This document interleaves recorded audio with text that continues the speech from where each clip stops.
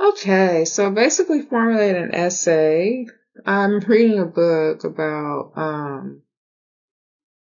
what is it, Adam's Curse. And during this transit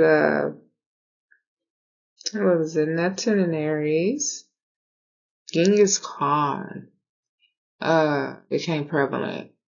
Traits Even though the book and Genghis Khan's reign are totally opposite one another, they do hold some type of symbolic truths.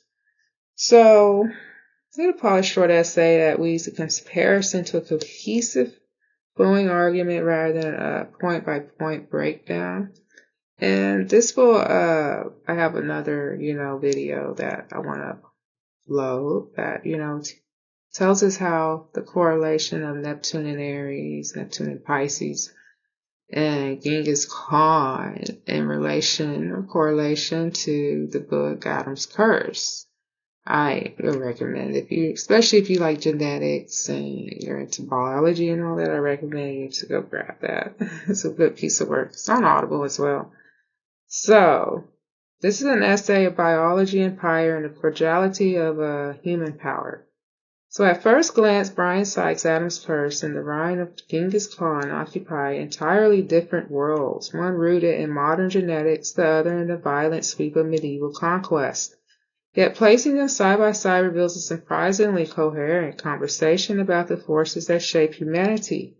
One examines the microscopic vulnerabilities embedded in our chromosomes, the other exposes the political and cultural fragility of civilizations under pressure. Together they illuminate how both biology and power can determine the fate of societies, often in ways that are invisible until they become unavoidable. Sykes' book argues that the Y chromosome, the genetic marker of maleness, is slowly degrading. His narrative blends evolutionary science with cultural reflection, suggesting that the biological foundations of human gender are far less stable than we assume. Beneath the surface of everyday life, he sees a quiet but relentless process unfolding, one that could reshape humanity over millennia.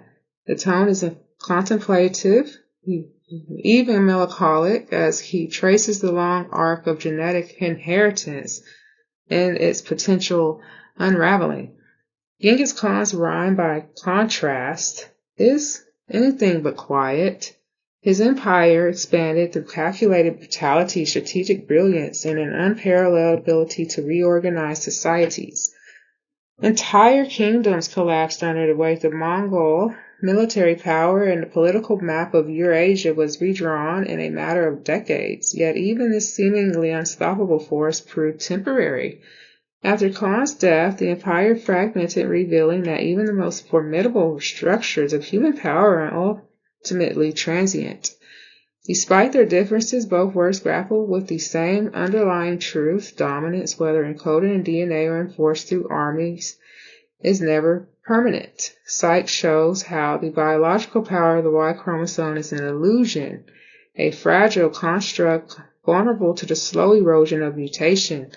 Genghis Khan's story demonstrates how political supremacy can be equally fleeting, undone by the very forces that once sustained it.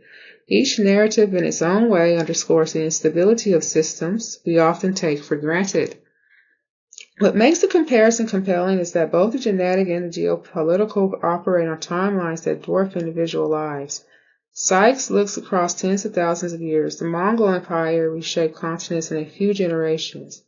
Yet both reveal how human destiny is shaped by pressures we rarely notice until they erupt, whether in the form of a collapsing dynasty or a chromosome quietly losing its integrity. Ultimately, Adam's Curse and the reign of Genghis Khan form a kind of dual meditation on human vulnerability. One speaks through the language of science, the other through the drama of history, but both remind us that the structures we rely on, our bodies, our societies, our empires, are far more fragile than they appear. In that sense, the geneticist and the conqueror are unlikely partners in a shared exploration of what it means for humanity to endure. So there you go. That's the comparison, or rather the What can we say? The comparative analysis between Genghis Khan and Adam's curse. Hmm. So, Genghis Khan reigned, during a Neptune and Aries era. So what can we say about as far as the Mongol Empire right now and, or China, right? How is the empire going on there?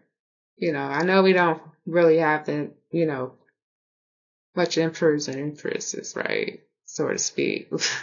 However, history does repeat. Who is the Genghis Khan, right? Our history today. And what about the notion that the Y chromosome is, being weakly, disintegrated, right, through the years?